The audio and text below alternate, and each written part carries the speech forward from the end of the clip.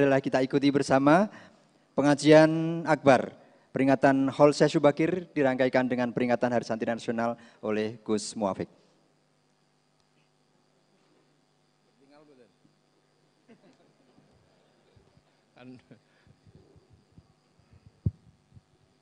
Assalamualaikum warahmatullahi wabarakatuh. Bismillahirrahmanirrahim. Bismillah, alhamdulillah, wassalatu wassalamu ala rasulillah Sayyidina Muhammad ibn Abdillah wa ala alihi wa ashabihi wa azwajihi wa dhurriyyatihi wa ahli baitihi wa man tabi'ahum bi ihsan ila yaumil qiyamah. Para alim, para ulama, para habaib yang saya hormati, Ketua MUI Kota Magelang yang saya hormati,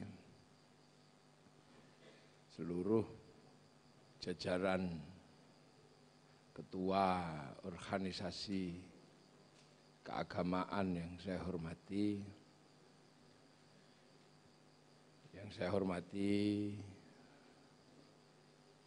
Sohibul Wilayah Kota Magelang, Bapak Wali Kota, beserta seluruh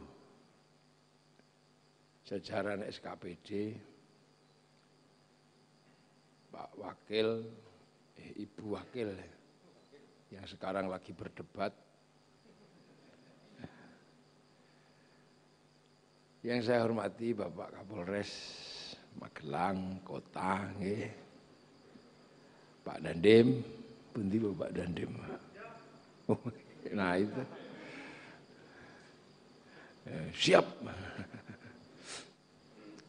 Para hadirin wal hadirat yang berbahagia, mohon maaf pilih wonten sing mboten kesebut.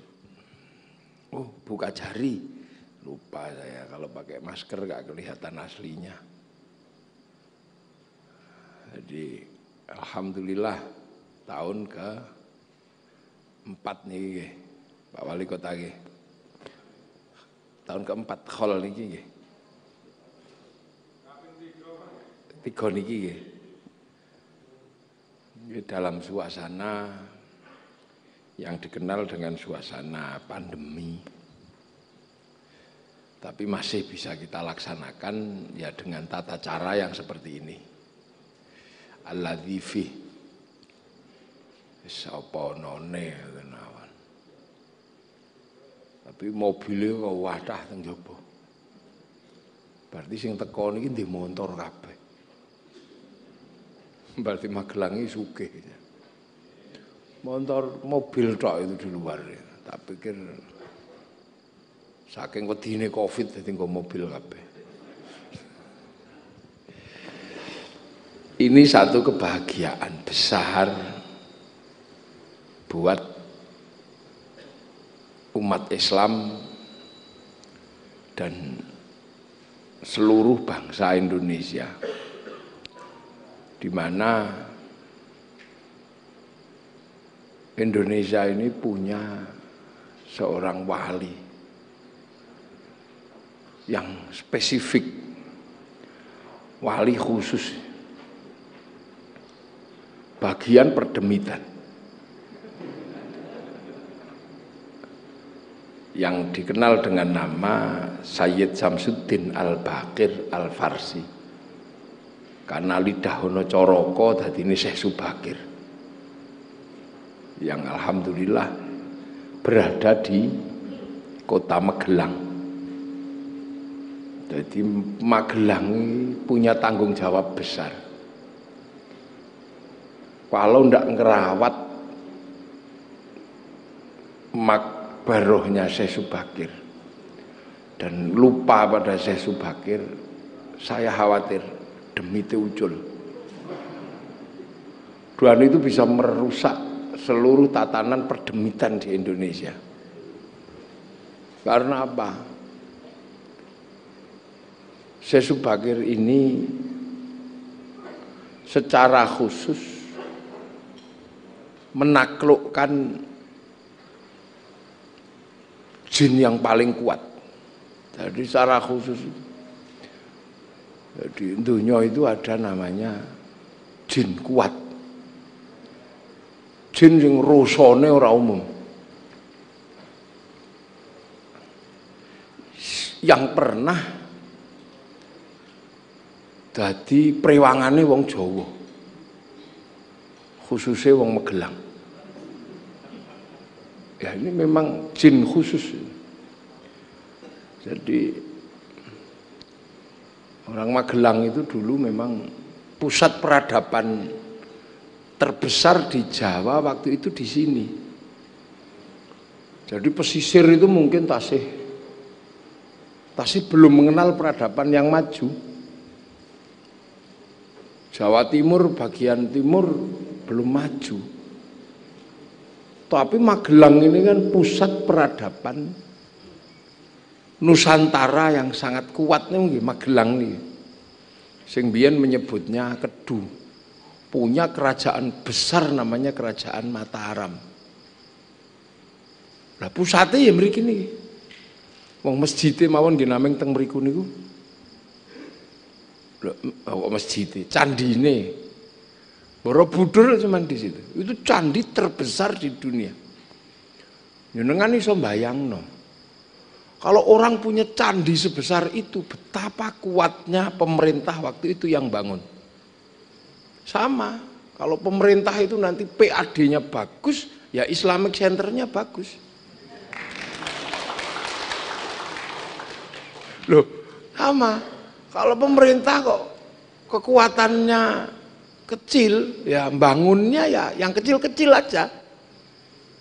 Nah, Borobudur dengan peradaban agama sebesar itu, kita tidak membayangkan betapa kayanya dan kuatnya dinasti Mataram Hindu yang ada di Magelang. Wong sak Magelang hari ini itu loh, kalau suruh bangun segede Borobudur, mencret. Saya nggak yakin orang sekarang masih kuat bangun bangunan sekuat itu. Nggak yakin sekarang. Umat Islam terbesar di Magelang, masjid jami'nya ya cuman segitu. Ya, Istiqlal ya cuman segitu. Masjid Jami' Al-Akbar Surabaya gedean Borobudur. Jadi kita bisa membayangkan betapa bangsa ini pernah menjadi sebuah bangsa yang kaya raya dan sangat kuat. Yang kecil-kecil aja masih segede itu. Mendut itu segede itu. Belum lagi yang lain. Belum lagi yang hilang di daerah Jelumprit sekitar Ngadirjo itu. Kok Ngadirjo? Itu situs Liangan itu kerangka bawahnya itu lebih gede dari Borobudur. Lu berarti bangsa kita ini bangsa yang sangat kuat. Bukan bangsa yang ecek-ecek itu, bukan. Seperti anak sekarang menganggap bangsa ini bangsa tempe gitu. Bangsa kuat. Punya huruf, punya bahasa. Bahkan bahasa kita itu berhadapan dengan bahasa manapun nggak pernah kalah kok. Bahasa Jawa ini kan bahasa yang berhadapan dengan bahasa manapun nggak pernah kalah. Ketemu bahasa Arab, menang bahasa kita. Bahasa Arab cuman rus, nasi, sego. Sini, untuk menyebut ini banyak. Kalau masih kecil wine, gede pari. Terus dipanen gabah. Pohonnya damen. Digiling beras. Patah-patah menir, didang sego, buntel godhong lontong, buntel janur kupat, silite gosong intip, garing karak. Loh, ini menandakan bahwa bangsa ini mulai dari struktur struktur yang paling dasar yang namanya peradaban bahasa, kita ini kuat. Jadi era-era sebelum era kita ini, bangsa ini luar biasa. Jadi kalau kita punya harapan bangsa ini akan bangkit menjadi bangsa adidaya di dunia, itu bukan sesuatu yang mustahil karena bibitnya ada. Mana ada? Orang Inggris misalnya, paling ya rice, ya cuman rice saja. Dia ora kenal lemper, enggak kenal. Nah ini bahasa. Makanya bahkan bahasa Indonesia yang paling berdekatan dengan bahasa Jawa, bahasa Indonesia aja mati kok. Kunduran truk ngono mati. Pecirit itu udah. Nah, coba cari bahasa Indonesia. Loh, dari situ sudah huruf kita punya, bahkan kita punya 3. Huruf Pallawa, huruf Sansekerta, huruf Kakanga, 4. Huruf Jawa hono coro kok kita punya. Makanya petuk Quran barang itu bahasa Jawa itu nyantai, enggak pernah kaget. Itu Bismillahirrahmanirrahim dengan menyebut asma Allah yang Maha Pengasih lagi Maha Penyayang. Itu diperdebatkan berhari-hari juga nggak selesai. Apa bedanya pengasih sama penyayang? Tapi begitu bahasa Jawa beres. Bismillahirrahmanirrahim kelawan nyebut asmane Allah Ar-Rahman zat kang welas asih ing dalam donya lan akhirat, Ar-Rahim kang welas asih ing dalam akhirat bloko beres. Ora ono sing komplain. Asyhadu alla ilaha illallah wa asyhadu anna Muhammadar Rasulullah. Mumpung ada buka jari. Ini kalau buka jari bisa bermasalah ini karena berkait dengan kata-kata dan pasal. Saya bersaksi tidak ada Tuhan selain Allah. Itu bagi bahasa hukum bermasalah. Saya nanya Bu Kajari, saksi itu apa?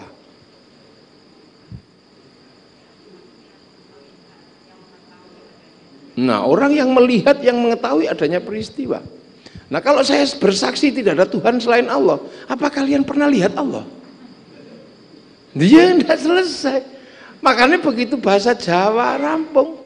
Asyhadu anak seni sapa ingsun alla ilaha ing yen ora ana pangeran kang wajib disembah kelawan hak iku maujud illallah angin Gusti Allah. Enggak ada perdebatan lagi, udah beres.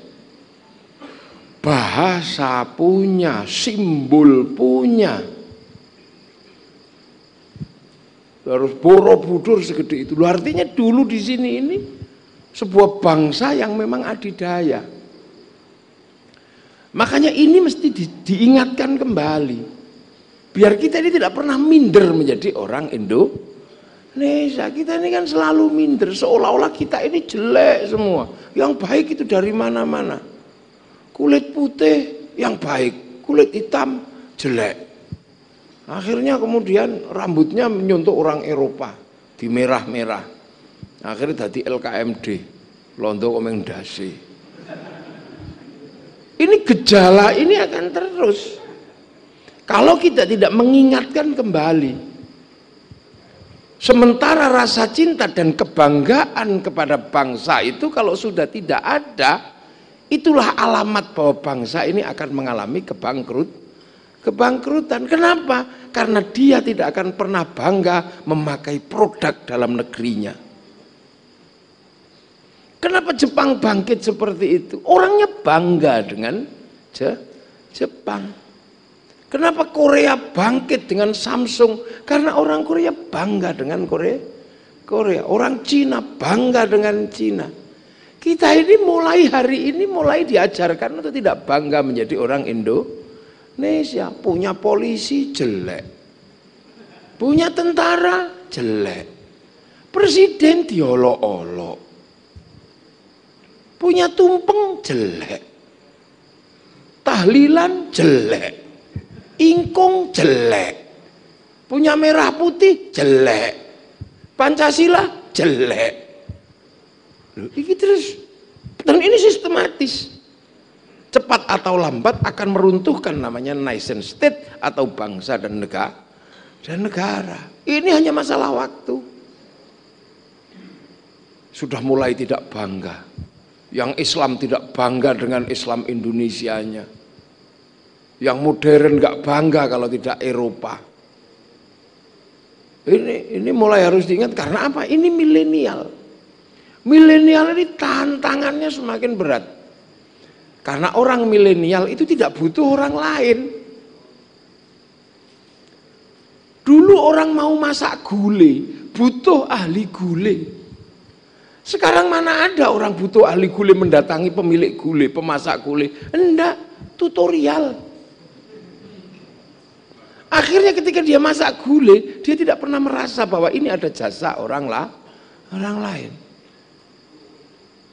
Dulu para pencinta-pencinta itu masih merasa ada jasanya Pak Pos. Ketika merindukan kekasihnya, masih merindukan Pak Pos. Sampai ada lagu Pak Pos, Pak Pos. Sekarang orang tidak lagi membutuhkan orang lain, Pak Pos sudah tidak dibutuhkan. Kenapa? Langsung WA. Tidak ada lagi kata-kata mutiara, tidak lagi kata-kata cinta, nggak ada lagi kata-kata rindu. Tidak lagi tertulis di aku merindukanmu. Entah kenapa malam hari ini bayang-bayangmu lekat di hadapanku. Semenjak kepergianmu bertugas di militer, aku merindukanmu. Tapi aku nggak apa-apa karena aku tahu itu adalah masa depanmu dan masa depan kita. Tapi kupaksakan menulis saja rindu karena rinduku sudah gak bisa kutahan. Dan aku yakin kau pun merindukanku. Karena aku tahu malam hari ini kau dan aku sedang duduk di bawah sinar rembulan yang sama. Dan itu terus cari kertas. Lahir simbiosis dari masalah cinta. Ada pabrik kertas yang berwarna pink, yang baunya mawar bukan bau melati.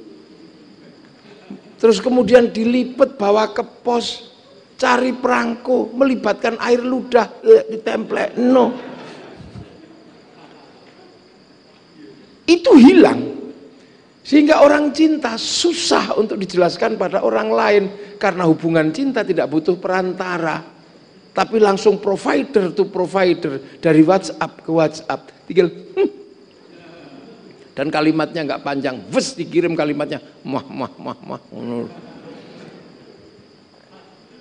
Semua sedang terputus. Gitu.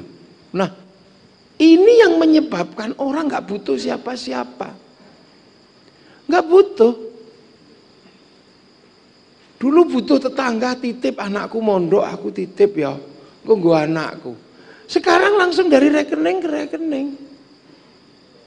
Jadi peran manusia untuk mempertemukan manusia yang satu dan yang lain yang menghasilkan jasa dan rasa hormat hari ini dihilangkan oleh dunia milenial dan itu tidak perlu diratapi. Itulah kenyataan hidup manusia yang berkembang pada satu titik yang dinamakan milenial. Enggak ada yang perlu diratapi, itu kenyataan. Tapi bahwa kenyataan itu tidak pernah bisa dipisahkan bahwa dia sedang berada di mana. Lintas bangsa, lintas negara. Tapi ketika kita melintasi bangsa orang lain, kita ditanya, pasportmu mana? Artinya bahwa batas milenial yang demikian rumit adalah batas negara. Maka kemudian menjadi sangat penting untuk diingatkan kembali bahwa kita punya bangsa yang suatu saat pasti akan melakukan proses produksi, hanya sekarang belum. Cepat atau lambat anak-anak kita yang belajar ilmu elektronik akan mampu memproduksi handphonenya sendiri dengan merek Indonesia. Kalau sekarang merek Jawa sudah dipakai Oppo, nanti kita bisa pakai yang lain. Ini hanya cepat atau lambat. Anak-anak muda kita yang belajar sekarang bagaimana membangun pabrik otomotif di luar negeri, cepat atau lambat orang Indonesia akan membangun pabrik otomotifnya sendiri. Ini hanya masalah waktu.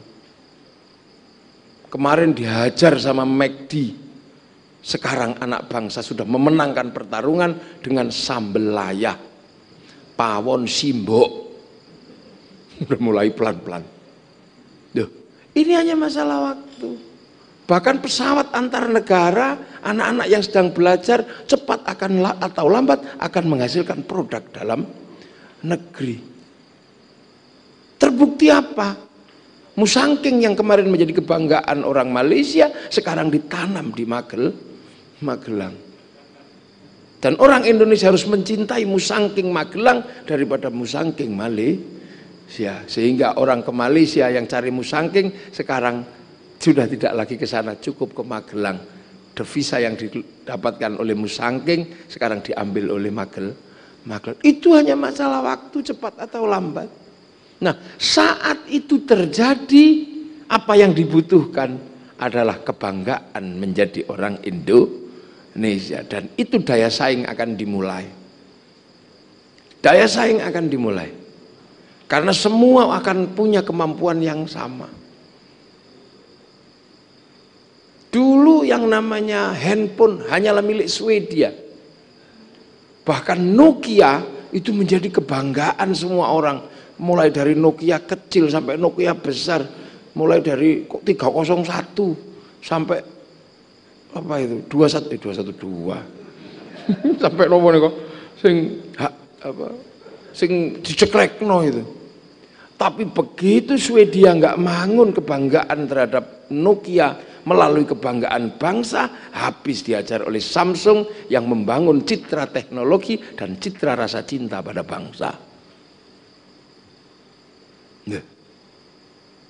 Ini hanya masalah waktu, dan itu kisaran 2040. Apalagi saat dunia mengalami krisis.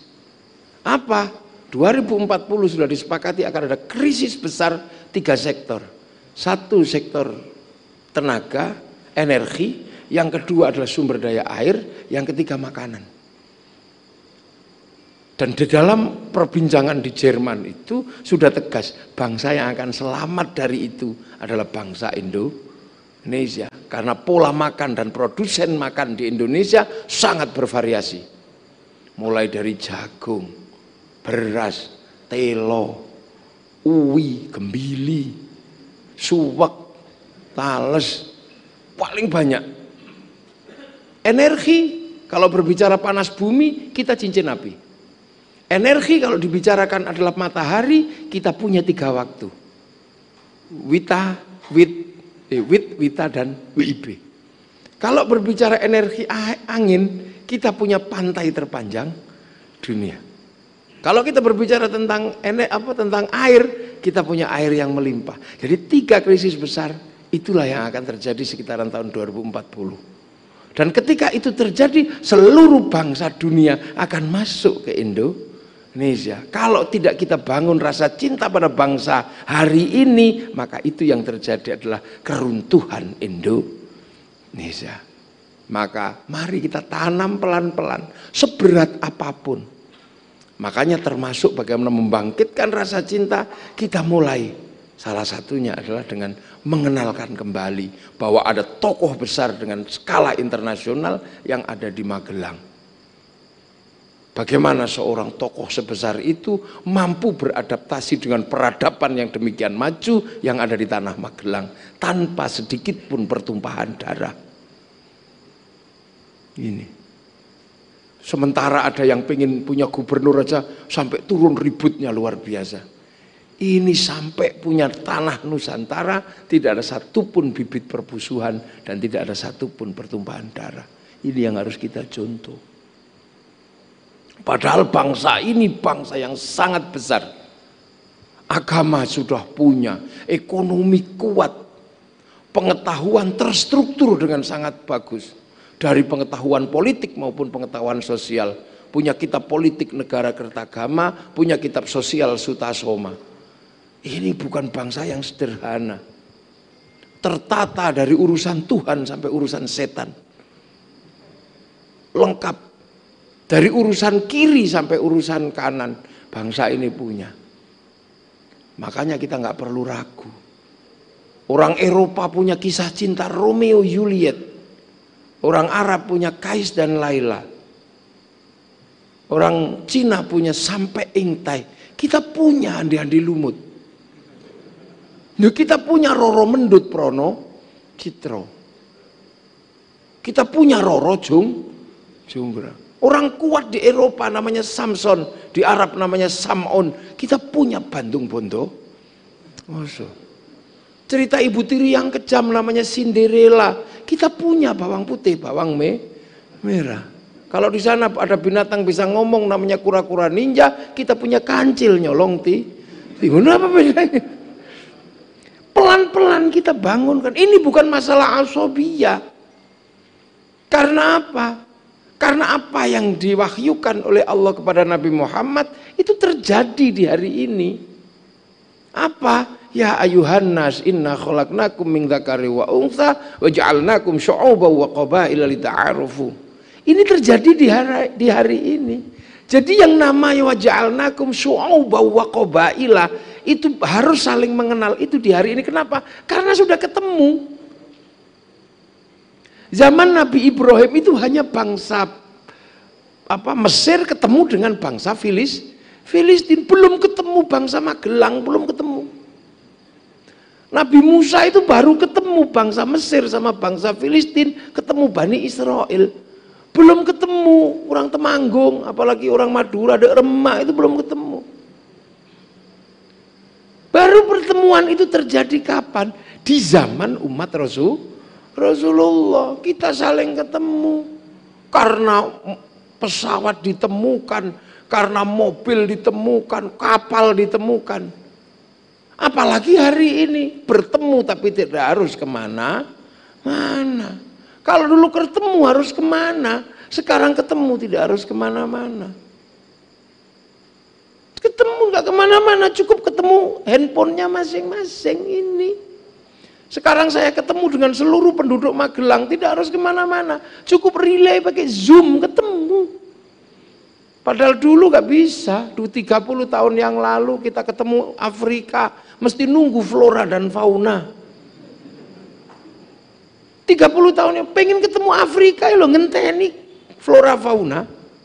Sudah gitu kadang waktunya siaran kedatangan Pak Harmoko atau Pak Murdi. Itu capek. Pengen lihat orang Eropa berolahraga, kita nunggu gelanggang ke gelanggang. Dari gelanggang ke gelanggang. Kita nunggu dunia dalam berita. Sekarang tidak ada yang namanya menunggu. Tinggal cari channel yang penting punya kuota, beres. Tengu Afrika keluar. Mau iseng bokong India keluar. Itu hari ini tidak ada yang susah. Umat ketemu sudah. Dan ketemu hampir di semua lini dan harus saling mengenal. Orang pergi haji harus kenal sama orang Yahudi. Kalau enggak berangkat. Karena orang Yahudi bisa bikin pesawat. Kalau enggak pakai pesawatnya orang Yahudi, ngelangi. Maka harus saling kenal, tidak boleh saling bantai. Yahudi mati, ngelangi. Hari ini kita nggak bisa. Orang Temanggung, orang Magelang harus kenal Cina. Kalau nggak kenal Cina, sing tuku mbako sopo? Apa tinggu obong-obong sapi kan nggak mungkin. Dia harus ketemu dengan gudang garam, dia harus ketemu dengan jarum. Kalau mau ngaji harus kenal sama orang Jepang. Kenapa? Karena mereka bisa bikin mic. Kalau tidak kenal goroane tukel. Duh, ini zaman wa ja'alnakum syu'uban wa qabaila lita'arafu, nggak bisa lagi. Terus kemudian merdidi, berdiri sendiri nggak bisa. Nggak bisa. Pak polisi harus kenal sama Cina. Kalau Pak polisi nggak kenal Cina, nggak ada yang tahu kalau beliau polisi. Karena orang Cina bisa bikin mesin bordir, mereknya Butterfly, yang akhirnya nulis tulisan itu mesin bordir semua. Perempuan kalau pengen langgeng dalam rumah tangga dan penuh cinta, mesti ketemu sama orang Perancis yang pinter bikin bedak, pinter bikin parfum. Bedak Magelang merusak karena beras dideplok blundeng kah?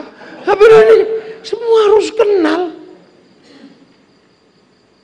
Pembaca kitab mesti kenal dengan percetaan orang Eropa. Maka sekala orang tidak bisa kemudian semena-mena kami begini, nggak bisa. Kami nggak mau bank haram. Ya terserah kamu kalau nggak mau, tapi jangan pakai uang. Karena uang itu produksi bank. Pergi haji pakai bank, ongkos naik haji diserahkan sama pilot, nggak disuruh berangkat sampean. Ini dunia baru. Ini hanya dialami oleh umat Rasulullah. Makanya umat Rasulullah nggak bisa semena-mena. Nggak bisa. Kita dikenal sebagai Wahaji karena pakai peci putih, produksi Cina. Ini dunia baru. Jadi peradaban baru. Makanya orang Islam itu harus benar-benar legowo dino ini. Harus benar-benar rendah hati. Sebagaimana disabdakan oleh Rasulullah lewat hadis qudsi, "Mayyuridillahu bihi khairan yufaqihu fiddin." Siapa yang dikehendaki baik oleh Allah dikasih ngerti dalam urusan agama. Khaironnya nakiro, makanya maknanya khairon kamilan, kebaikan yang sempurna. Lah manusia itu nggak bisa sempurna, maka baiknya manusia tidak bisa berdiri sendiri. Ini pengajian baik. Siapa bilang pengajian nggak baik? Yang terbaik di pengajian ini siapa? Saya. Karena sendirian dikasih mic. Jadi orang baik itu kelihatan. Kalau ukuran pengajian itu baik, yang terbaik siapa? Saya. Wong sendirian dikasih mic. Ya kan? Pakai serban, yang lain kan nggak ada yang pakai serban. Karena orang baik harus kelihatan pakai serban. Itu ibaratnya gitu ya, itu nalar gitu ya. Tapi kebaikan ini tidak ada dan tidak pernah terlihat kalau tidak ada Pak Wali Kota yang mengadakan acara dan ngundang saya. Nah kalau sudah seperti itu, baik mana saya apa Pak Wali Kota? Nah kata Pak Wali Kota, ya baik saya ya. Kalau nggak ada saya ya pengajian ini nggak ada. Tapi saya juga balas, kalau saya nggak datang pengajiannya jelek. Loh ini dua, saya sama Pak Wali itu Rasito pilkada yang berdebat.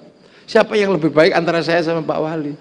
Kemudian penjenengan ikut-ikutan, ya baik karena kami ya. Nah kok bisa? Karena kami mau datang. Coba kami nggak ada yang datang, penjenengan bukan pengajian, cek sound, ini nggak ada habis. Oh itu nggak ada habisnya. Makanya baik itu nggak bisa berdiri sendiri.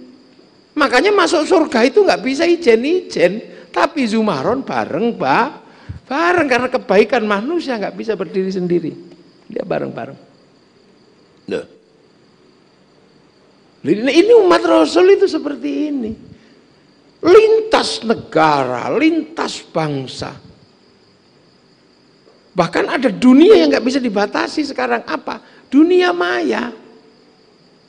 Di mana Mark Zuckerberg bisa komunikasi dengan orang Indonesia tidak menggunakan G2G.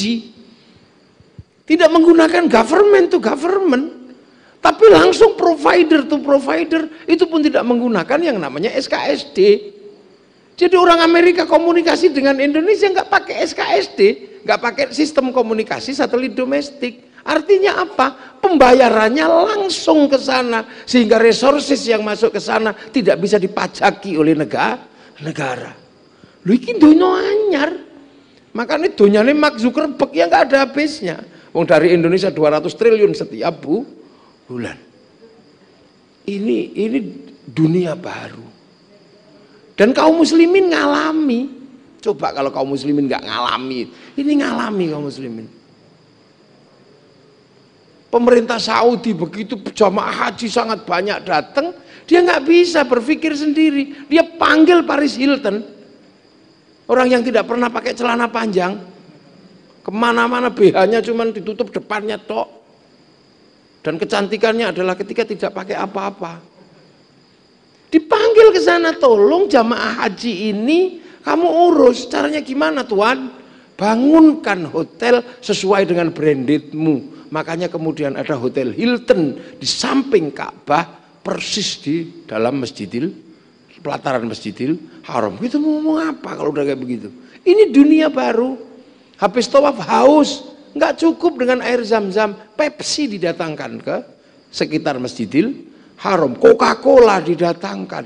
Loh, ini dunia baru. Dulu nggak ada. Orang Yahudi nggak bisa berdagang di samping Masjidil Haram, disuruh jauh. Orang Nasrani nggak datang ke sana. Tapi sekarang orang Nasrani datang bukan orangnya, tapi produk peradabannya. Kita mau apa? Bahkan di samping Ka'bah yang paling religius, kita menggunakan jasa baiknya orang Korea, kita selfie depan Ka'bah. Sopo sing ngarep nyegah, apa wong ngarep tempeling? Enggak mungkin lah tetep. Ngono foto deh. Bahkan ibadah sekarang di live, di live apa? Sampai ngubur wong mati loh di live. Iki dunyo anyar. Yang itu hanya terjadi di zaman umat Rasulullah. Makanya kadang ada yang masih gagap dengan yang seperti ini. Tapi ketika kita berbicara bangsa dan negara, kita harus memahami inilah apa yang disebut oleh Islam, wa ja'alnakum syu'uban wa qabaila lita'arafu. Kita harus saling pengertian. Nah, ketika itu datang, rasa bangga kepada bangsa akan menjadi kekuatan di mana bangsa ini menjadi pemenang atau pecundang. Dan makanya kita mulai sekarang, kita kenalkan pada anak-anak ini bangsa besar, ini bangsa kuat. Bangsa besar, bangsa kuat, bahkan bangsa ini pernah menaklukkan Mongolia. Mongolia yang mampu menaklukkan Arab, menaklukkan Cina, menaklukkan Eropa. Sama orang Nusantara takluk oleh kerajaan yang namanya kerajaan Singasari, oleh panglima perang namanya Arya Wiraraja, takluk. Sehingga kemudian penaklukan itu berujung pada penguasaan semenanjung Korea Selatan di daerah provinsi namanya Kimhae. Sehingga Kimhae ditempati oleh orang dari Nusantara sing buba alas danyange wong Kimhae niku namanya Surowareng. Apa Surowareng wong Korea? Ya jelasnya tidak lah, pasti ya wong Jawa. Masa ono wong Korea Surowareng? Paling ya Kim apa sopo gitu kan. Itu terjadi. Nah,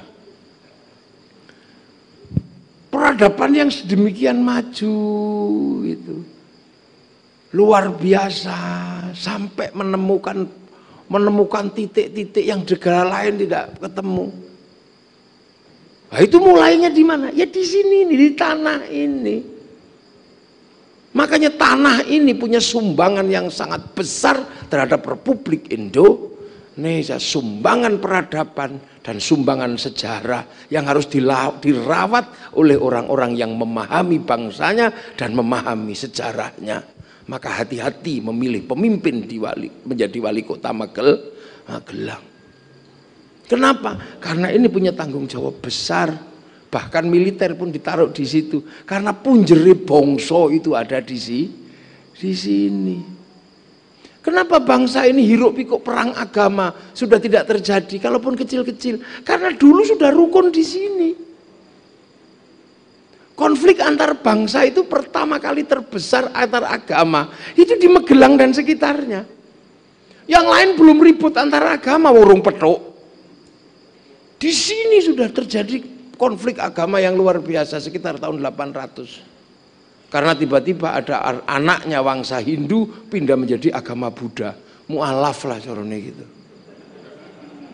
Nah biasa lah mu'alaf itu kan galak-galak. Pokoknya kalau orang habis pindah agama itu untuk menunjukkan kepindahannya secara serius, mereka kan galak-galak.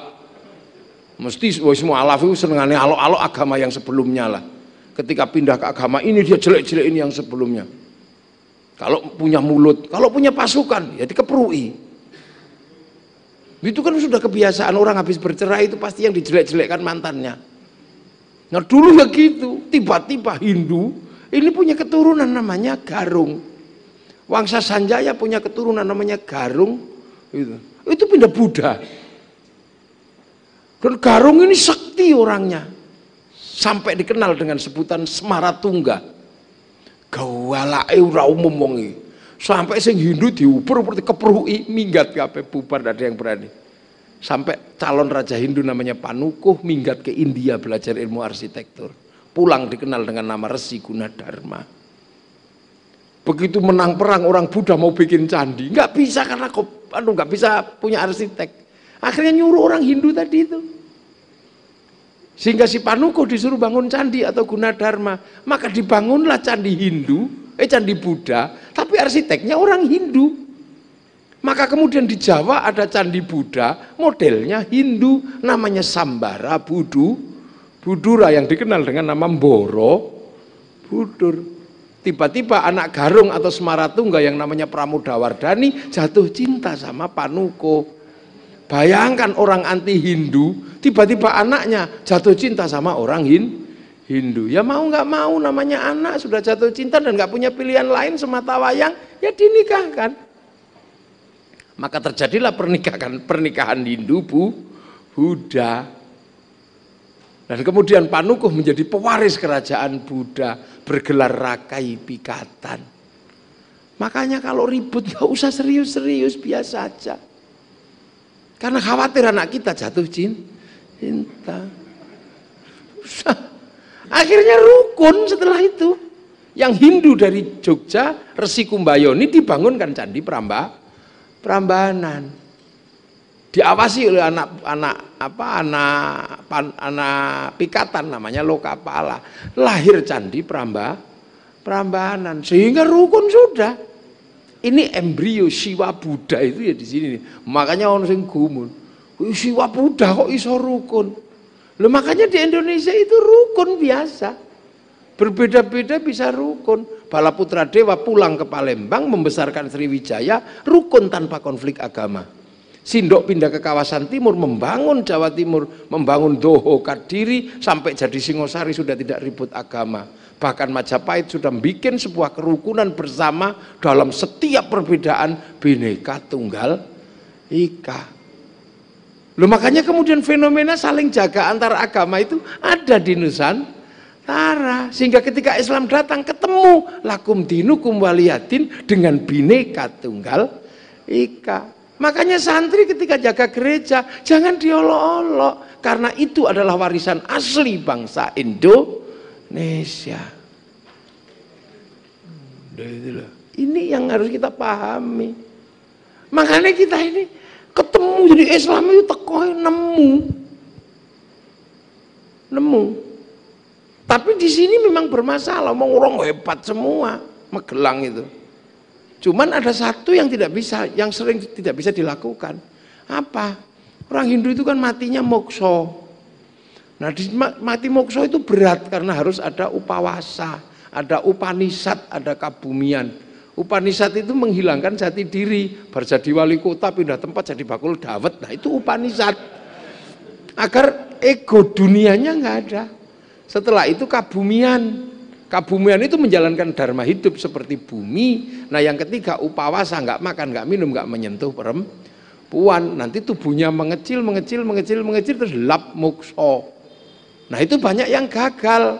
Ketika mau mokso lap gitu, ingat istrinya, ingat macet. Nah, itu terjadi jenglot atau Bathara Karang. Yang tidak punya ilmu Pancasona atau ilmu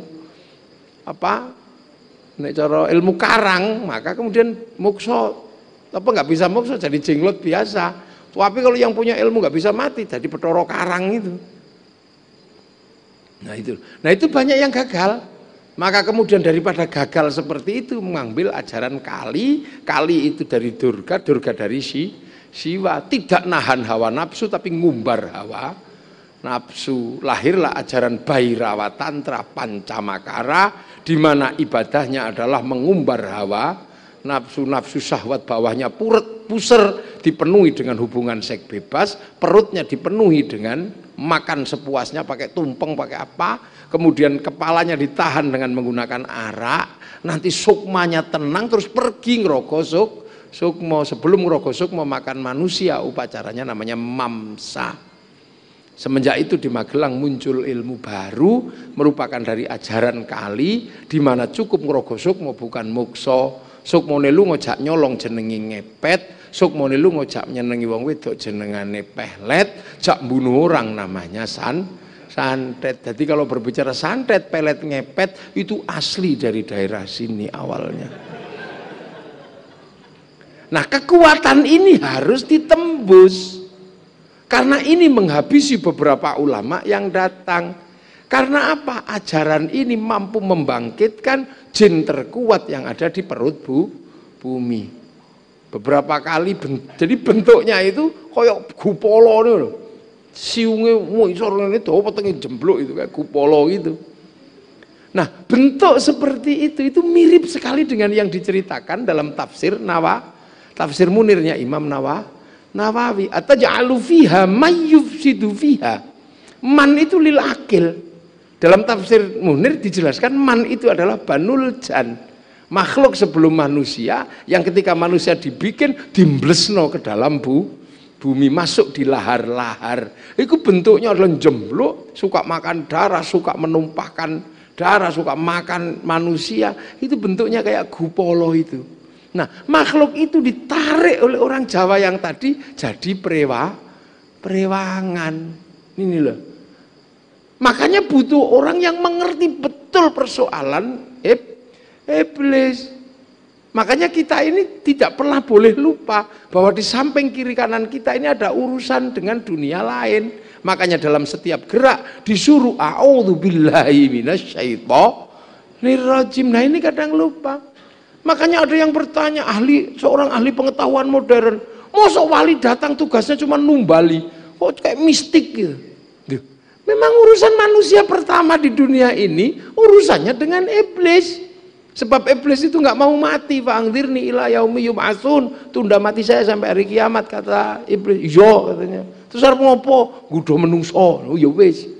Makanya yang pertama kali dilakukan dalam setiap gerak umat Islam, itu yang pertama dipikirkan adalah makhluk di luar manusia. Makanya ono tumpengan pinggir kawinan, ono sing golek kembang, ono itu sebenarnya adalah nalar dasar a'udzubillahi minasyaitonirrajim. Nah, ini yang kadang ditanya, masa sih Islam pertama datang sing teko nameng tukang numbali loh. Lah kalau bukan itu apa? Karena di Indonesia waktu itu yang seperti itu kuatnya luar biasa. Siapapun nggak bisa nembus. Maka ketika ulama-ulama datang bermasalah dengan kelompok ini, maka yang dibutuhkan secara fungsional adalah yang seperti ini. Baru kemudian yang disebut wali. Dan ketika wali disampaikan ilmu pengetahuan modern, orang-orang yang biasa berbicara tentang sosiologi agama itu mencemooh. Nah, wali apa wali itu? Nggak ada itu rumusnya. Penyebar Islam itu ya tukang dakwah. Loh iya, disama tapi di sini disebut wali. Udah ada, makamnya fiktif, wali tidak ada. Itu kan usum sekarang. Ngetren itu. Nggak ada itu ilmu pengetahuan, nggak ada. Loh, ini orang ini ngomong apa? Satu-satunya penyebar Islam di dunia yang namanya wali hanya di Nusantara. Yang ke Afrika disebut syaikhun biasa. Yang ke Eropa Tariq bin Ziyad bahkan panglima perang. Yang lain disebut ulama biasa. Tapi kenapa yang disebut di Nusantara ini disebut wali? Karena yang memegang agama di tanah Jawa sebelum Islam adalah Brahmana. Brahmana itu kasta tertinggi yang sudah tidak ngomongin dunia, khusus ngomong agama. Raja itu kasta kesatria, nggak boleh ngomong agama karena dia ngurus dunia. Di bawah raja ada Wesya, kastanya pegawai negeri, nggak boleh ngomong agama. Di bawahnya ada Sudra, itu petani pedagang, nggak boleh ngomong agama. Pedagang isek ngurusin dunia kok ngomong agama, nggak boleh. Di bawahnya ada paria, nah paria itu pengemis, nggak boleh ngomong agama, pengemis kok ngomong agama. Di bawahnya ada kuca, kuca itu tukang ngentit, ya yang ngentit bansos lah kuca itu. Kuca itu tukang ngentit. Di bawahnya ada meleka, meleka itu maling tapi kalau ketahuan lari. Di bawah mereka ada candala, maling, tapi kalau ketahuan berani begal. Semua tidak ada yang boleh ngomong agama. Makanya ketika ada yang cerita bahwa Islam Indonesia disebarkan oleh saudagar, nggak jalan, buktinya nggak ada. Abad ke-7 Fatimah binti Maimun sudah sampai di leran seorang pedagang, nggak ada bukti bahwa di situ ada penyebaran agama karena orang Jawa nggak mau Islam disebarkan oleh saudagar karena saudagar itu sudra. Jadi teori bahwa Islam disebarkan oleh saudagar tertolak dalam metodologi ilmiah. Lah kenapa wali? Ya yang punya kedudukan setara dengan Brahmana itu wali. Wali itulah khaufun alaihim walahum Yakin, nggak ada ketakutan, nggak ada kekhawatiran apa-apa. Karena punya sistem online sendiri terhadap Allah. Setelah Rasul dia punya sistem online sendiri. Qalu rabbuna Allah tsumma istaqamu tatanazzalu alaihimul malaika alla takhafu wa la tahzanu. Jangan download sendiri biasanya. 25 tahun di padang pasir. 3 tahun ini. Makanya para wali itu punya wifi. Dan wifi-nya bisa diakses kalau kita mau mengirim sesuatu dan kita nggak punya wifi. Karena kita kan nggak pernah download. Karena kalau kita diajak download biasanya 2 jam turu. Ya Allah, ya Allah, ya Allah. Nggak bisa, nggak punya wifi, kita nggak punya kuota. Ya Allah, ya Allah. Ya Allah, ya Allah, alah suwene. Gitu. Makanya kita ini selalu diajarkan. Wali itu punya kuota, bisa di-download. 3 tahun download sendiri. Makanya kalau kita mau ngirim sesuatu jangan lupa providernya para wali. Sama kayak sampean nggak punya wifi, cari aja wifi gratisan. Nah, .co.id. Makanya kita kalau mau ngirim sesuatu pakai wifi-nya Nabi, ila hadratin Nabiyil Mustafa Muhammadin sallallahu alaihi wasallam jamil anbiya wal mursalin Muhammad syahidi was salihin wa ila jami' awliya ila min asyarik al magharibi wa fi barriya wa bakhriya wa khusun sadara al Syekh Abdul Qadir al Jilani wa li abaina ummahatina masyayikhina wa khusun Syekh Subakir abaina ummahatina khusun ila ruhi Pak Dewatul Al-Fatihah. Ya pasti nyampe memakai providernya Pak wali. Sama dengan kita kalau nggak bisa lihat Liverpool main, ya tunggu aja yang nyuting di Jerman sana. Sama dia dinaikkan ke satelit, dibagi ke seluruh dunia, namanya siaran langsung. Kebagian semua kalau ada siaran langsung. Makanya doa itu bisa dibagi, dan orang yang nggak percaya bahwa doa bisa dibagi, orang ini pasti nggak punya TV.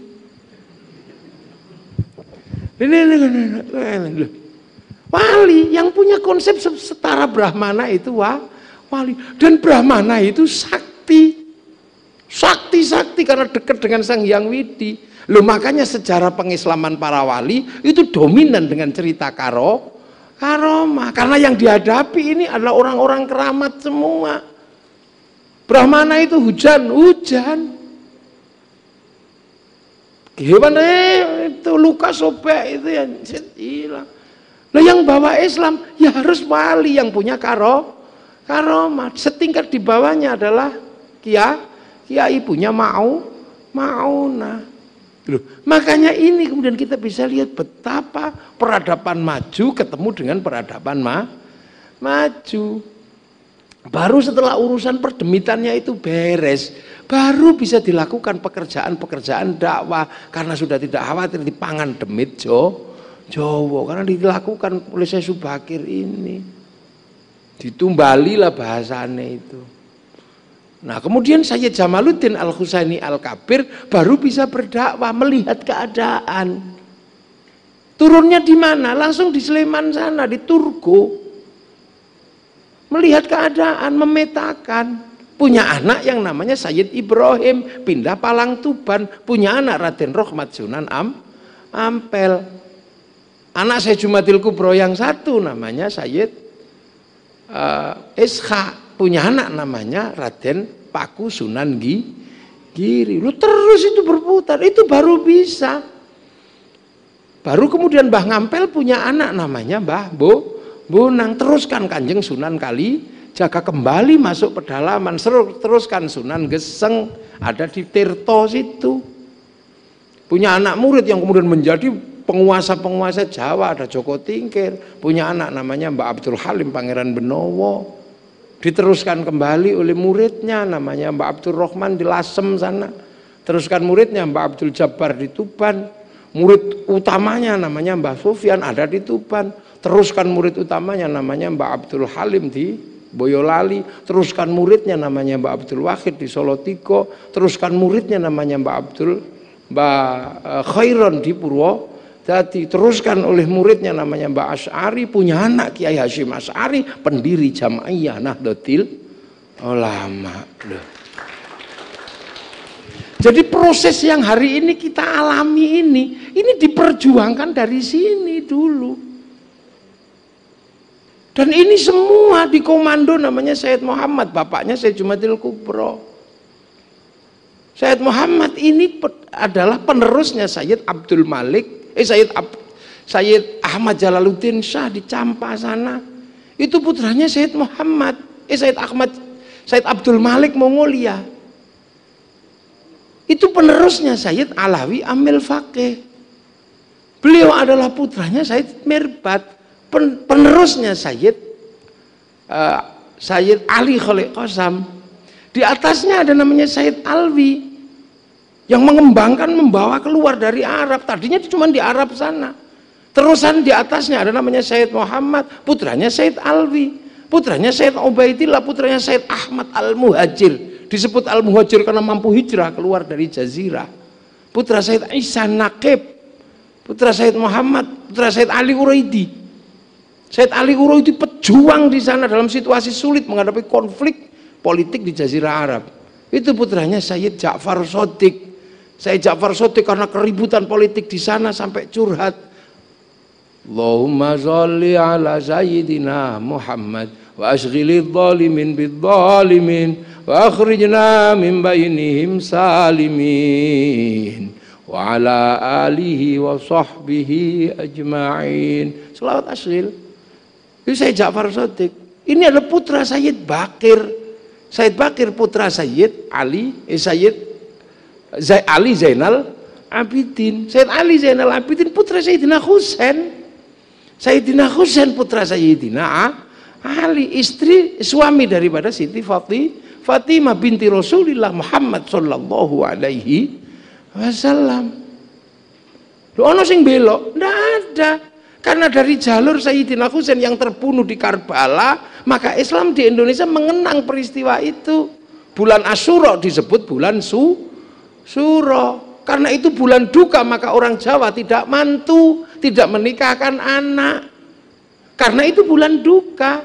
Karena itu adalah bulan di mana cucu Rasulullah meninggal, maka kemudian bulan itu di sini melakukan santunan anak yatim. Loh, ini terkait. Arkeologi pengetahuannya ada, walaupun historiografinya tercerai-berai.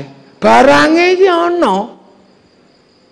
Nah, sehingga kemudian bisa bertemu dengan budaya yang begitu kuat. Hanya masalahnya memang budaya Hindu itu rapuh kalau membangun kerajaan. Karena raja-raja Hindu itu biasanya tahu-tahu meninggalkan tahta entah kemana, nggak ada warisannya. Karena untuk melakukan Upanishad, meninggalkan jati diri, sehingga tahu-tahu runtuh, bukan karena diserang siapapun. Nah, saat itulah kemudian para wali mempertemukan budaya dari sana ketemu dengan yang di sini, dipertemukan untuk tidak saling berbenturan. Karena prinsip Islam adalah mathaluhum fit Taurat wa mathaluhum fil Injil kazar'in akhraja syat'ahu fa'azarahu fastaghladha fastawa 'ala suqihi ya'jibu zurra al-yaghidha bimul kuffar. Nanam.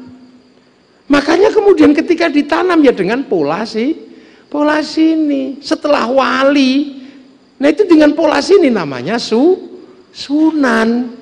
Wali itu konsep Al-Quran. Inna awliya Allahi la khaufun alaihim walahum yahzanun. Tapi menggunakan bahasa sini dengan konsep sunan.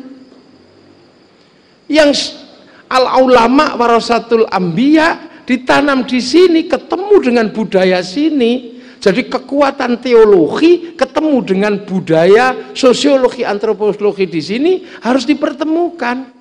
Makanya al-ulama warasatul anbiya ketika di sini berubah menjadi kiai.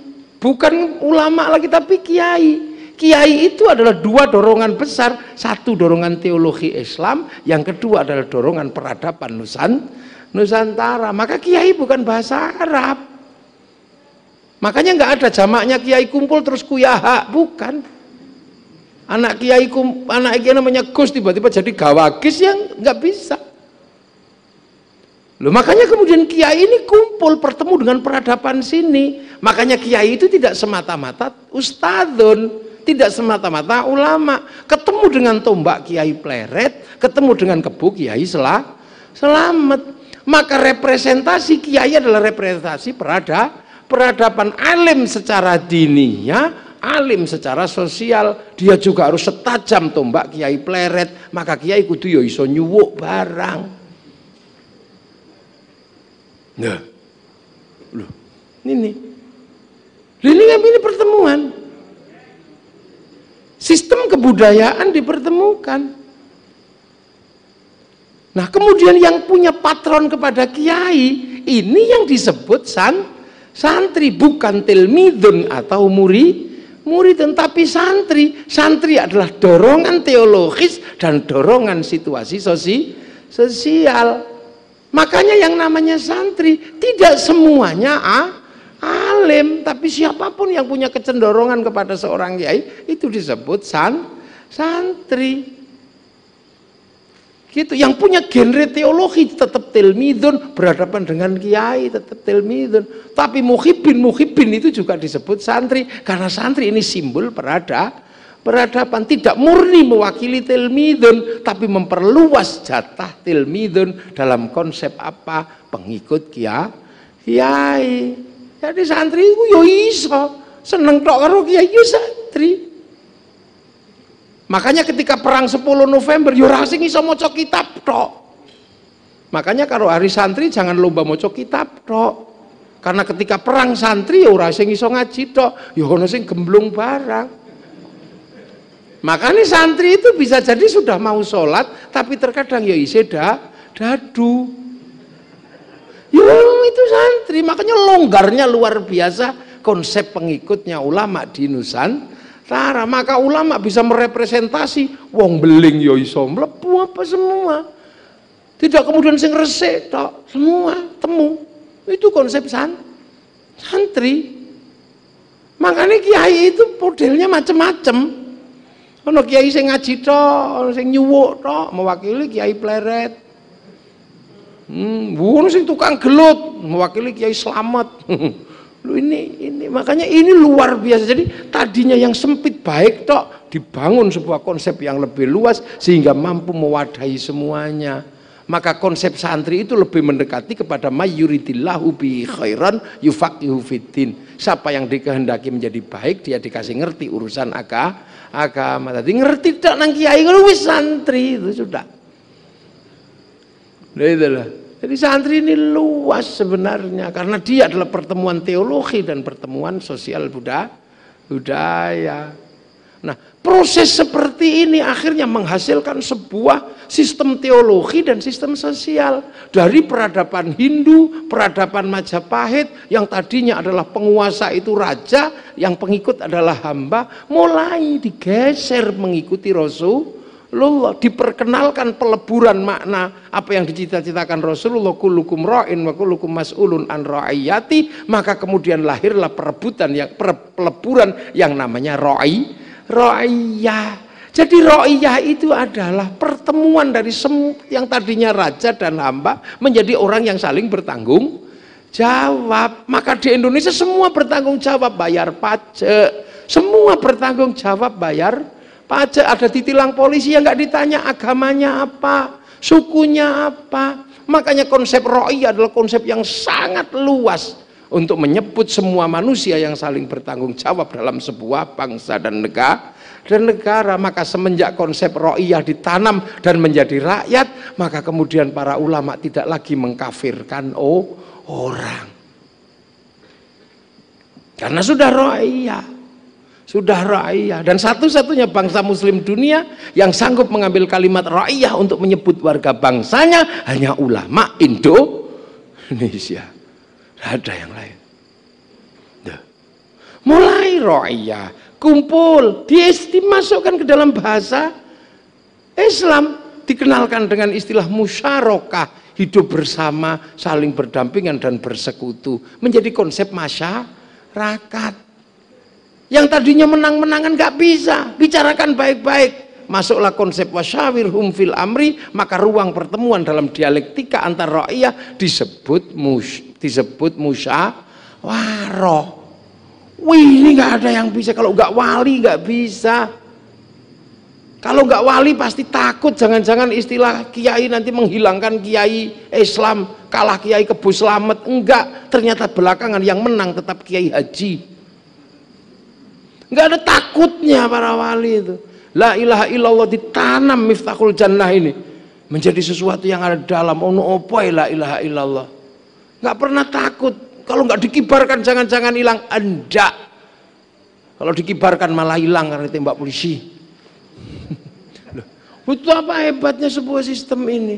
Nah, sistem ini kemudian merubah sebuah mindset besar namanya peradaban Nusantara yang tadinya bermula dari sebuah gundukan kecil di atas Bukit Tidar, berangkat dari gunung kecil di mampu menjadi air bah, merubah tatanan baru, merubah dinamika baru, sehingga kemudian semua bersepakat bahwa ini adalah pekerjaan para wali. Maka teritori di mana terjadi perubahan sistemik karena ini pekerjaan wali, semua bersepakat disebut wilayah. Artinya ini adalah daerahnya para wali. Maka orang yang memimpin daerahnya para wali disebut wali kota. Maka kalau cari pemimpin, carilah yang mengerti wali. Jangan sampai yang memimpin kota adalah orang yang tidak mengerti wali. Sekian tahun saya berbicara, nggak ada orang mau dengar. Tapi sama Pak Wali didengar. Iya Gus, butuh sapi Pak Wali. Iya saya belikan. Demi apa? Demi kejayaan Nusantara yang berawal dari Magelang. Ini nggak bisa orang sembrono kalau sudah seperti ini. Banyak sekali tiba-tiba sekarang tentara juga harus tahu pengendali wilayah, jangan lupakan wali. Makanya penjaga wilayah ditaruh sama Bung Karno persis di makamnya para wali. Jadi kenapa TNI ini ditaruh di Gunung Tidar? Biar tahu bahwa penjaga wilayah tidak boleh meninggalkan para wali. Nggak boleh, karena ini yang bikin. Kalau kita minum air jangan lupa yang menggali sumur. Makanya kita nggak boleh lupa. Nah kalau kemudian pemimpin-pemimpin sekarang terpapar yang begitu-begitu dengan wali, nggak ada. Jangan berharap bangsa ini akan bangkit karena tidak ada rasa syukur terhadap para pendahulu ini yang disebut walladzina ja'u min ba'dihim yaquluna rabbana ighfir lana wa li ikhwanina alladzina sabaquna bil iman. Maka Magelang jaga betul, cari pemimpin yang mengerti wali ini. Karena kami semua di Indonesia menjadi demikian karena dimulai dari kota kecil namanya Magelang, sebuah puncak kecil namanya Gunung Tidar, dan sebagai pencetus para wali dijaga oleh tentara, dijaga oleh Akmil. Jangan sampai kedaulatan wilayah diganggu. Maka penjaga wilayah ditempatkan persis di tempat para wali, di tempat wali pertama yang membangun wilayah ini loh Pak Dandim. Makanya tentara harus menjaga makam para wali. Urusan ngaji biar urusan saya. Gitu loh. Akhirnya jadi bangsa dan negara yang tadinya tidak terjamin jadi terjamin. Akhirnya apa yang difirmankan Allah, wattini wa zaitun wa turi sinina wa hadzal baladil amin laqad khalaqnal insana fi ahsani taqwim tsumma radatnahu asfala safilin illal ladzina amanu wa amilus sholihat. Terjaga di Indonesia. Manusia sudah dibikin baik oleh Allah. Sudah tidak dikasih tanduk, artinya bukan tanduk-tandukan. Sudah dikasih akal, artinya apa? Hayawanun natik. Tidak dikasih taji, akhirnya sudah buka kabluk-kablukan. Manusia sudah baik.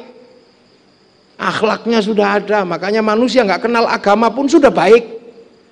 Makanya ada yang menulis sebuah naskah panjang namanya Ibnu Tufail, Hayyu Ibnu Yaqdhan, si hidup anak si sadar, yang disadur ke orang Eropa menjadi sebuah film berjilid-jilid judulnya Tarzan. Itu Hayyu Ibnu Yaqdhan, si hidup anak si sadar, karyanya Ibnu Tufail. Orang Eropa menyadur menjadi Tarzan. Banyak naskah-naskah disadur. Majdulin menjadi Magdalena. Iya. Nah, peradaban yang demikian maju ketemu. Makanya para wali ini desainer yang luar biasa. Sehingga kalau ada pertanyaan terdepan yang selalu ditanyakan antropolog dunia, Clifford Gates sampai gagal menulis Santri Priayi Abangan. Dennis Lombat gagal menulis Nusa Jawa Silang Budaya karena dia nggak ngerti wali. Ketika bertanya apa bedanya bangsa di dunia hari ini, ketika berbicara bangsa dan negara, bedanya satu. Arab satu bangsa, pecah jadi puluhan negara. Eropa satu bangsa, pecah jadi puluhan negara. Tapi Nusantara puluhan bangsa bersatu dalam satu negara, Kesatuan Republik Indonesia. Siapa desainernya? Wali ini. Sehingga kita terbiasa bersatu bersama dalam segala hal. Seluruh air minum tiba-tiba bersatu dalam nama Aqua, nggak masalah. Seluruh roda 2 bersatu dalam nama Honda, padahal Mio, nggak masalah. Seluruh mie instan bersatu dalam nama Sarimi, nggak ada masalah. Seluruh pembalut bersatu dalam nama Softtek, nggak masalah. Dan ibu-ibu terbiasa menyatukan kongwan sebagai bungkus, tapi isinya renggi. Nah, biasa aja di Indonesia. Wih, ini loh hebatnya.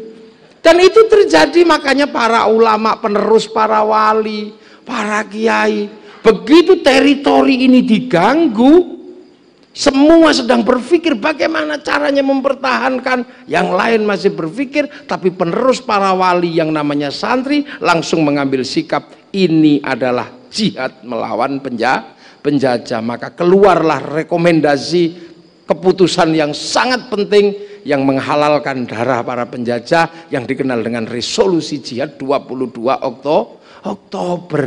Sehingga semua orang tahu ternyata 10 November itu adalah ledakan, sumbunya ada di 22 Oktober resolusi jihad. Maka pemerintah yang waras melihat itu sebagai sebuah keharusan bahwa ada Hari Santri Indonesia.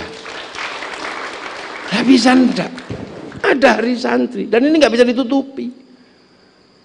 Makanya tidak ada 10 November tanpa 22 Oktober, dan itu NU sendiri. Nah, ini yang harus dicatat. NU sendiri, padahal NU itu dari dulu selalu pengen bersama. Ketika semua orang mengatakan kamilah yang terbaik, ya'lu wala yu'la alaih, Kiai Hasyim Asy'ari mempersilahkan, mari kita bentuk organisasi Islam terbesar, bersatunya organisasi Islam. Maka dibikinlah MIAI, Majelis Islam A'la Indonesia. Ya sudah ribut lagi, mari kita bermusyawarah. Kiai Hasyim, enggak apa-apa, kita bikin lembaga musyawarah. Maka berdirilah Majelis Syuro Muslimin Indonesia. Kiai Hasyim selalu pengen bersama. Tapi ketika orang-orang ini tiba-tiba melihat kekuasaan, pikirannya berbeda.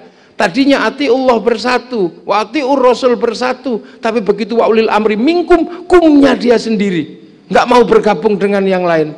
Pengalaman itulah maka kemudian ketika Indonesia sudah merdeka, ada yang memperdebatkan Pancasila, ada yang menganggap Indonesia belum final, maka mereka mundur dari perlawanan melawan sekutu.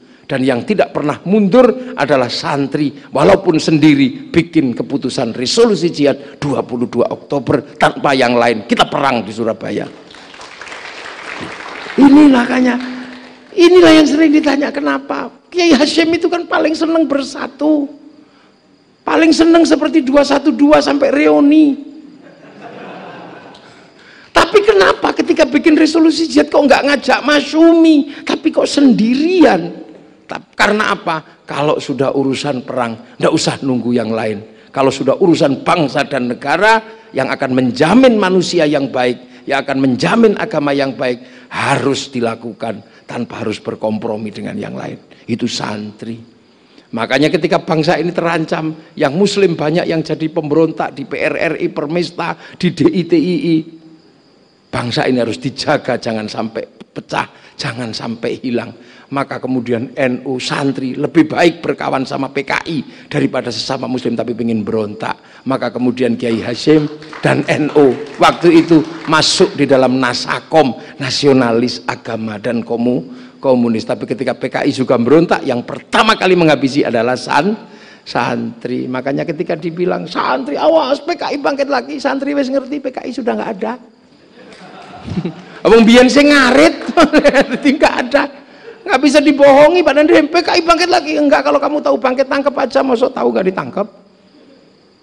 Sudah. Kenapa? Karena Kiai tahu orang-orang PKI yang selamat sudah ikut Torekoh, anaknya sudah mondok. Sama tabat yada Abi Lahab wa tab, itu sangat keras terhadap Abu Lahab. Tapi kenapa Rasulullah jarang bahkan tidak pernah menggunakan ayat itu untuk ngimami sholat? Karena anaknya Abu Lahab sudah jadi makmumnya Rasulullah. Ini betapa kita indah berbangsa dan bernegara. Kenapa? Karena keamanan bangsa dan negara ini utama.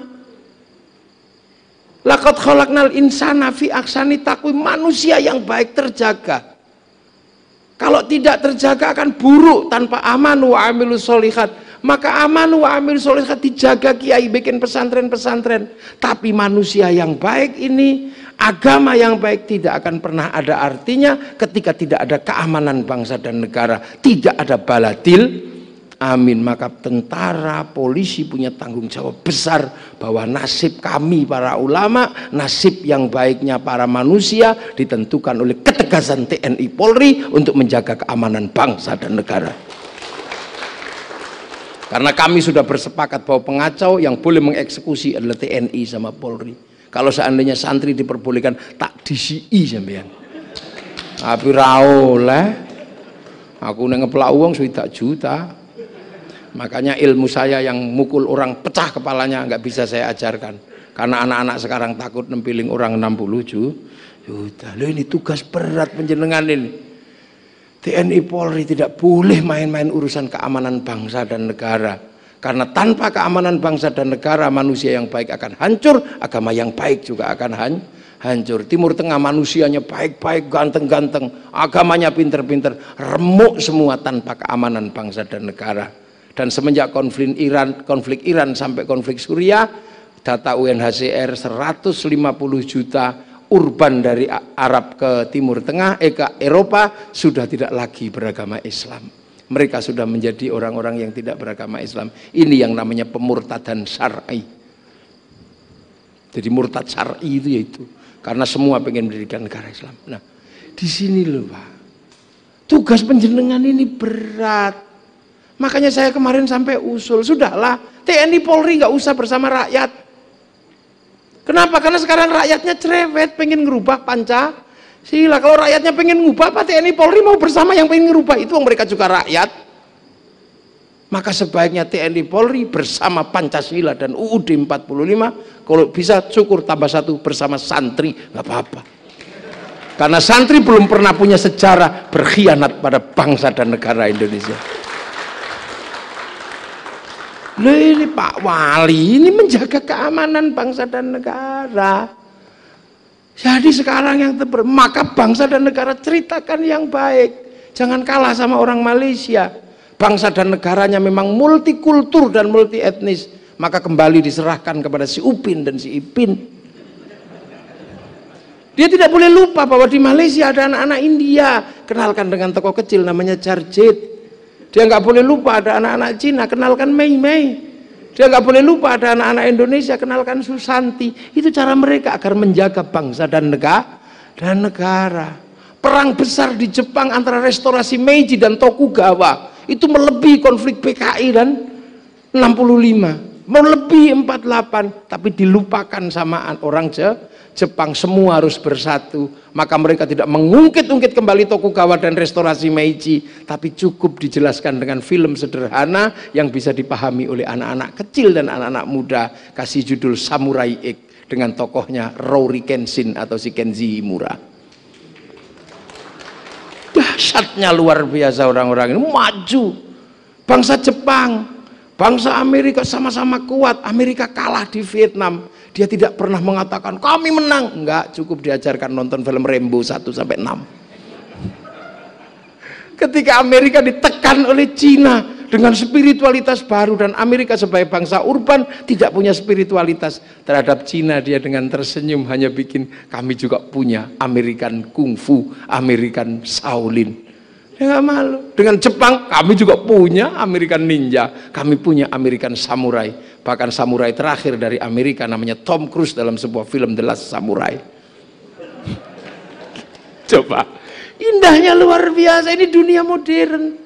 Amerika ketika gagal bayar obligasi kepada Shanghai Corporation, dia menyerah, tapi cara menyerahnya lucu karena dia gagal bayar obligasi. Dia bikin film 2020, kiamat di Amerika, yang selamat hanyalah Cina. Dia bikin, gak malu dia. Ya, ketika Amerika sudah gagal membentuk teknologi pindah ke Cina, teknologi HP, teknologi laptop pindah ke Cina semua. Dia nggak malu, ya sudah kami kalah. Dia bikin film Mortal Engine. Dan Cina juga nggak terus sok-sokan. Ya sudahlah, kalau kamu nyerah, serahkan kembali tongkat Sun Gokong kepada kami. Maka dia bikin film The Forbidden Kingdom, di mana tongkat Sun Gokong diserahkan kembali ke Cina oleh seorang anak kecil Amerika dikawal oleh Jackie Chan. Ini dunia baru, sanepo baru. Makanya Cina ini sebuah bangsa baru nanti kalau dia adidaya, hati-hati. Dia sudah tidak ribut masalah agama. Ya tenang aja dia, orang mau beragama apapun yang penting apa? Yang penting produktif. Bagi mereka kalau Tuhan terlalu rewel melarang judi, dia bikin dewa judi. Tuhan terlalu rewel melarang mabuk, dia bikin dewa mabuk. Kalau Tuhan terlalu rewel, terlalu berkuasa, terlalu dominan, dirusak sama Sun Gokong, naik ke langit suruh ngungsi Tuhannya. Nah itu nanti yang bisa berimbang orang Indonesia, dan sudah disiapkan para wali untuk menghadapi situasi seperti itu. Karena para wali sudah menyiapkan sebuah legenda besar yang berdiri di antara manusia dan para dewa. Siapa itu? Semar Gareng Petruk Bagong. Dan kalau Sun Gokong pernah merusak kayangan, Semar pernah ngentuti kayangan. Dan itu dipertemukan di sini sama Syekh Subakir dalam Sabdo Palon dan Noyo Genggong yang versi awal, bukan versi Belanda. Kalau versi Belanda ditulis oleh Ngabdullah, orang dari Bakaran Padi, yang kemudian salah satunya menulis juga namanya Darmo Gandul Gadoloco.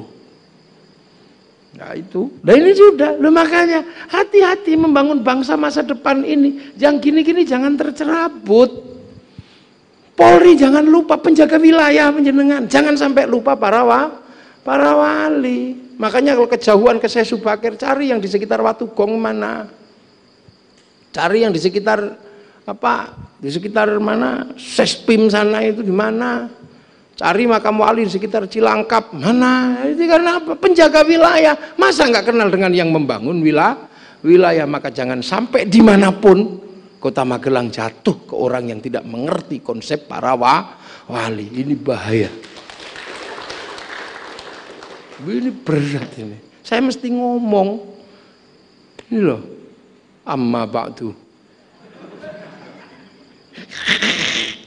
Ini hari santri, makanya Masya Allah, ini negara membuka diri hari santri. Makanya ketika santri dikasih hari santri dan bangsa ini mengerti, ya sudah, santri tidak pernah bertanya pada pemimpin negeri ini. Santri adanya, ya kaulah pemimpin kami, ya sudah. Kalau mau mengalahkan, tunggu 5 tahun lagi, bikin partai, dan kita kalahkan secara konstitusional lewat pemilu. Jangan diturunkan di tengah jalan, itu nggak gentle. Apalagi diolok-olok, ini bukan nalar santri nggak pernah begitu.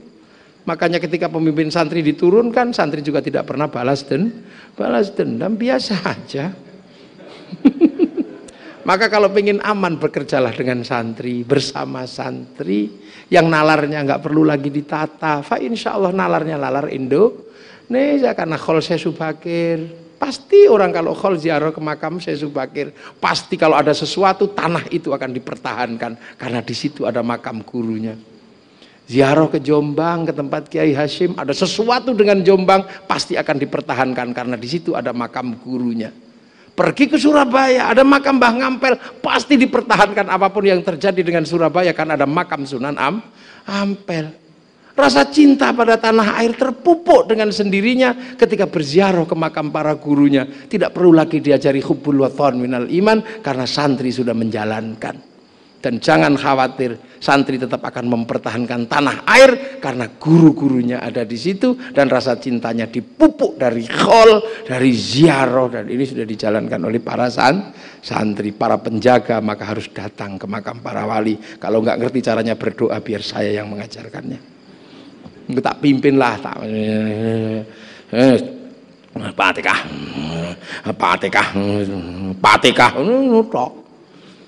tapi sambil bawa bedil, bilang, wahai para wali, engkau dulu bikin wilayah, menciptakan wilayah, kau jaga dengan doa, kau jaga dengan pedang.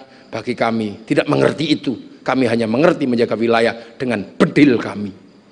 Kita ini ono apa-apa bedil sewen. Nah, kalau dengan dalil urusannya kami lah para kiai dalili gitu. Lah itu makanya TNI Polri senjatanya bedil. Nggak ada TNI Polri kok pentungan, nggak ada. Kalau pentungan nggak mempan, bedilnya keluar. Ini jaga keamanan bangsa dan negara, karena nasib manusia yang baik, nasib agama yang baik ditentukan oleh bangsa dan negara yang aman dalam konsep baladil amin. Assalamualaikum warahmatullahi wabarakatuh.